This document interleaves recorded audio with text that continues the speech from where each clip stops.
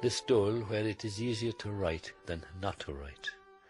Sweet, incomparable hometown that shaped and made me. Just on the outskirts of Listowel, and if you were a boy growing up here and you wanted any chance of getting a job in the civil service or any part of government, or indeed any job at all, you needed an education from here. Danny Hannon, you went to school here, my father went to school here, and so did John B. Keane. I remember reading in a book about Listowel, written by a Catholic priest, that this was a place with what he described, quotes, as an unenviable reputation for strict discipline. What did that mean? It was a house of horrors, actually. He was under describing it. It was a house of torture, Nightmare Alley. We are now standing here in the grounds of St. Michael's College. It was the influence of the president at that particular time.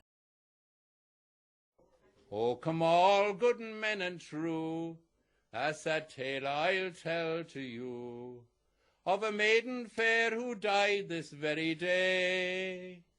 Oh, they drowned lovely Sive, as she would not be a bride, and they laid her dead to bury in the clay.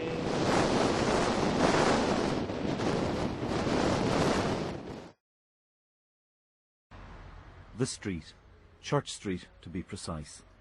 At one end is the road to Tarbert, the country of bog and snipe grass, where the River Shannon divides Kerry from County Clare.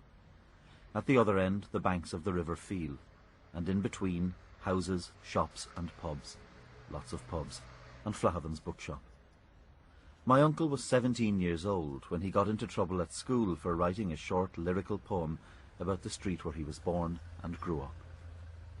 I love the flags that pave the walk, I love the mud between, the funny figures drawn in chalk, I love to hear the sound of drays upon their round, of horses and their clock-like walk. I love to watch the corner people gawk and hear what underlies their idle talk.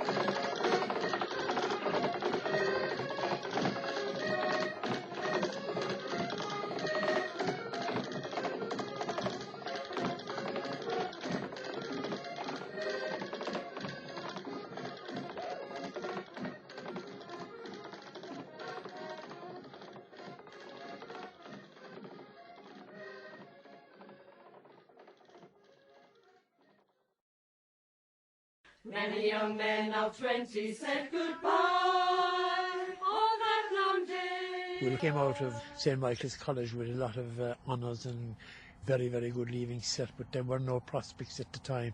And he was forced to leave, as you say, like many another young man of 20, to seek their fame and their fortune in a foreign land. There were very few employment prospects open to young people.